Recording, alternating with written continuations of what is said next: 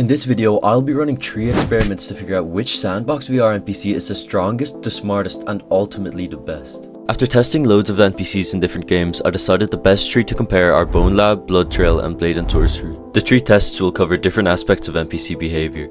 Test 1 is all about how they respond to damage and how detailed the gore and blood effects are. Test 2 is the combat test. Can they actually put up a fight, and how well do they react to danger? Finally, Test 3 looks at their intelligence. If they get hurt, will they run? Can they think their way around obstacles? Or are they just plain dummies? So, without further ado, let's try the first test in Bone Lab.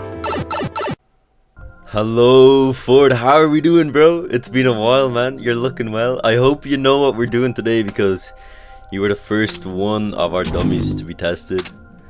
And who knows, you might be the best. Test 1, we are going to examine how well your blood and gore effects are, and I hope you don't have a problem with it, my friend. Okay, so let's start with the bat, and let's see how this goes. Okay, I'm sorry for it. Boosh! Oh, hey, chill! Oh, I did not do the constrainer right. You know what? Okay, let me redo this real quick. Okay, now he shouldn't move at all. Now we're chill to just test out his gore and test everything out. Come here, bat. Okay, so how this is gonna work is after I test the next 2 games after this one, we're gonna decide which one is the best and which one deserves a point based on whichever one has the best kind of blood and gore physics. So let's see if you're gonna get this one, bro. Alright, I think it's time for a new weapon here. Let's do the stabby test. And yeah, I guess all the decals are just the same for when you get stabbed, shot, or even punched. Yeah, just a big red mark shows up, which is pretty brutal, but they are all the same. And I don't think there's dismemberment. So, I mean, Ford, you're lucky in this game, bro. Some other NPCs have it worse, man. I'm telling you. Okay, after examining the blood, I think it's time we actually test out how he responds to danger and how he responds to being like punched in the arm. Okay, come here, Ford. Bush. And yet he instantly throws his hands up. He's on guard, and then what, bro? What the fuck? Nah, bro, get out of here, dude. But yeah, he's back on guard. He has his hands up, and look, his arm has gone limp from me punching it. I don't know if you saw that here. Let me spawn another one of these guys in. Try to show you that again. So if we punch his arm, then he actually can't use it anymore, which is a really nice detail. That's so cool. Okay. Okay, yo, Ford, chill, bro. I know I started it, but chill. Okay, that's pretty cool, though. I think it's time we test out the next game and see if Ford has a worthy contender with the gore and how he just reacts in general.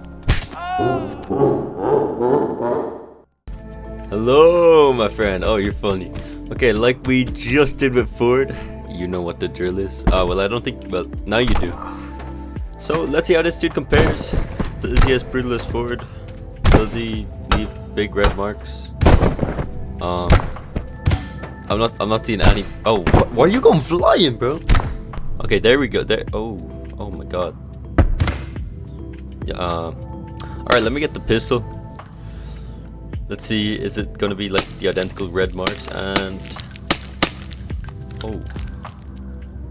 oh yeah, it goes through, so you can actually see the tears in his clothes, which is really cool.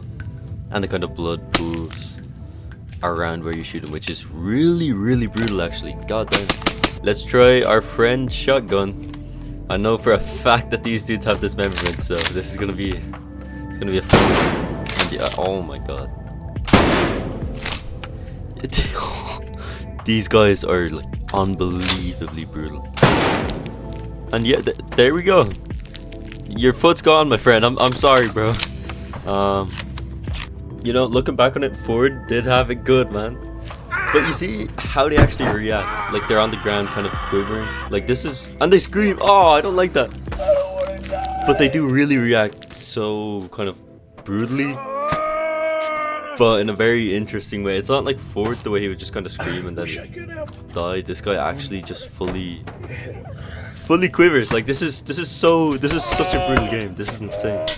Okay, you know, I think it's time for our next game, which is going to be Blade and Sorcery. So let's see how they compare to these NPCs. Yo, you are majestic, my guy. Alright, are you ready for the test? Oh, yo, chill, calm. No need to attack. Also, there's no baseball bats.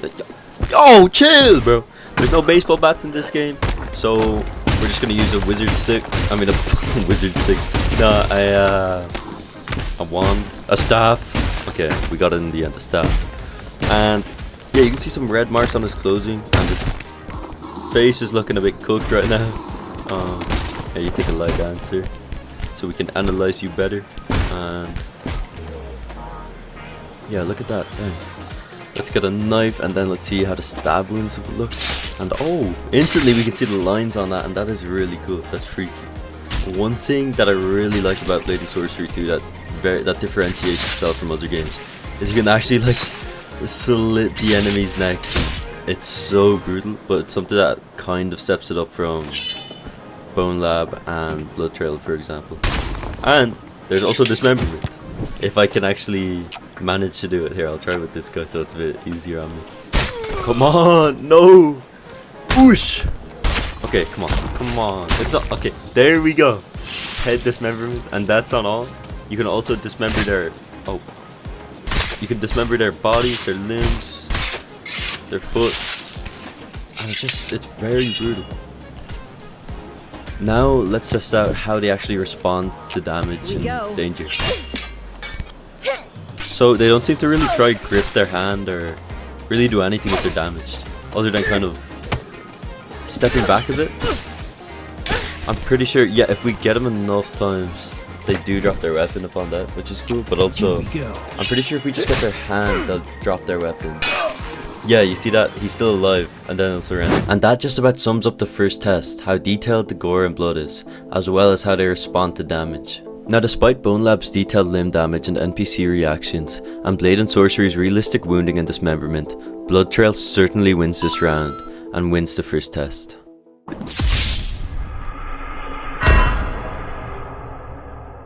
Now for test 2, we are back in Bone Lab with our friend Ford, and we're gonna see how well he holds up against us literally just fighting him hand to hand. And he's already a pretty dynamic opponent, just given the fact he holds up his arms. He's fully physics based, and you know, he gives it his best shot, but to say he's actually a difficult opponent is just very far from true. Like I'm using a weaker avatar here, and it's still just, it's not very difficult. Now obviously you can use more than one Ford and that'd be more difficult, but still just the PvE, it's really not entirely difficult, and it's made very easy. Now it's time for test 2 on. Unfortunately in Blood Trail there's no hand-to-hand combat as of yet, but the actual gunplay is still really engaging and really fun. Alright, where you at, boy? Oh shit! Alright, easy. Dead, damn. Alright, oh, okay, my aim is... Okay, I'm sorry, you know, I put you out of your misery, I'm sorry, man. Yeah, but you see they kind of hide behind the walls and shit. Oh my god, I'm actually gonna die. Like, near immediately. Oh, wait, no, we're chilling. Oh, I'm outnumbered to bits. Oh shit, where's my shotgun, bro? Okay, there we go, boom. Kaboom. And the gunplay in this game just feels so authentic and real, and also terrifying. But it's really cool the way the NPCs really try hide behind objects, run away from you if they're low on ammo, and honestly, very fun combat. Now it's Blade and Sorcery's turn to show off its combat. Now as you can see, we have our lovely NPC, and they'll actually try block all of our hits with the shield, which is so cool. Like, they're completely in guard, and whenever they see us put our guard down, they will go for a hit. But as you can see, they're still fairly easy to kill. But assuming we are outnumbered, it's obviously going to be a lot harder, but still fairly easy. But honestly, compared to the other two games, the combat is so dynamic in the way they change their movements depending on where you are, what you're doing. And for that reason alone, I think the clear winner of this round is Blade and Sorcery. Here we go.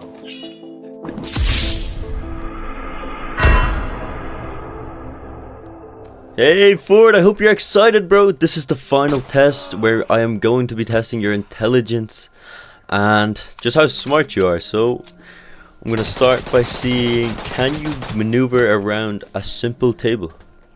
Okay, table is set up. Come at me, Ford. Yeah, Ford. You could go around, bro. You don't have to try to go over the table, bro. You can walk around, man. Why are you laughing? Okay, I've spawned in a giant bowling ball. He is currently angry at me, so he could just walk around this bowling ball and then he would have me.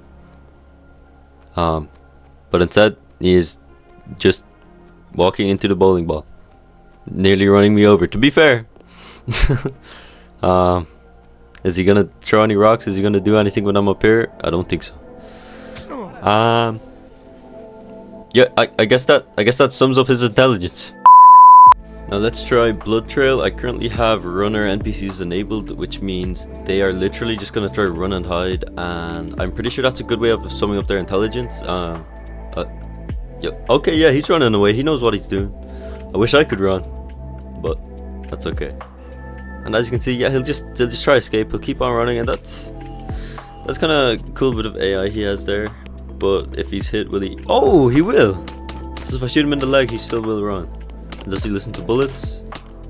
I actually can't tell if that's just me or... There's a guy in here for certain, so let's see if we can catch him.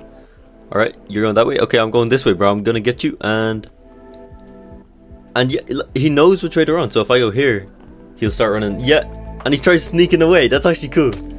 That is cool. Shit, fair play, bro. I guess that's the most I can show you in Blood Trail, because I can't really make an obstacle for him to... Like, I can't put down a prop, so that's the best way of showing off his intelligence.